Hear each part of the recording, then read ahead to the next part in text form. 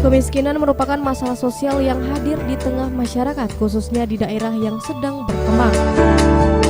Salah satu bentuk pengatasan masalah kemiskinan dengan terus berupaya melakukan pembinaan dan pemberdayaan kepada keluarga miskin, yang merupakan salah satu upaya strategis nasional dalam mewujudkan sistem ekonomi kerakyatan yang berkeadilan sosial dan melindungi hak asasi manusia, terutama dalam pemenuhan kebutuhan dasar.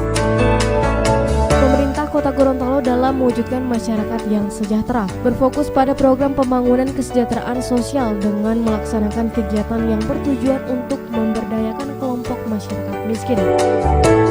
Salah satu program pemberdayaan keluarga miskin ini dengan memberikan bantuan kelompok usaha bersama 0QB ekonomi produktif untuk penghidupan berkelanjutan bagi penerima program Keluarga Harapan tahun kepesertaan 2007. Bantuan bersifat stimulan ini bertujuan untuk meningkatkan kemampuan keluarga miskin dalam melakukan kegiatan usaha ekonomi produktif sehingga kehidupan keluarga miskin dapat lebih layak dan berkelanjutan.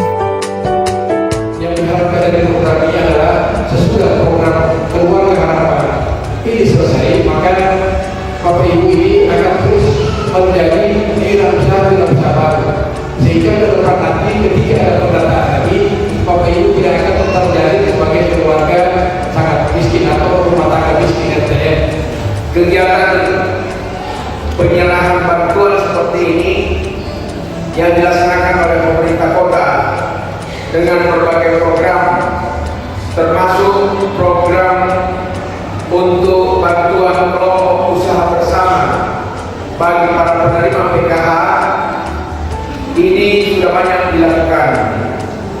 Baik itu bantuan-bantuan yang berupa program yang dibiayai oleh Anggaran Pendapatan dan Belanja Negara Nasional, oleh provinsi maupun oleh APBD Kota Gorontalo. Ini dimaksudkan dalam rangka untuk memberikan penghidupan yang layak bagi warga yang tidak berkemampuan di bidang ekonomi, sehingga mereka juga bisa meningkatkan kesejahteraan kehidupan.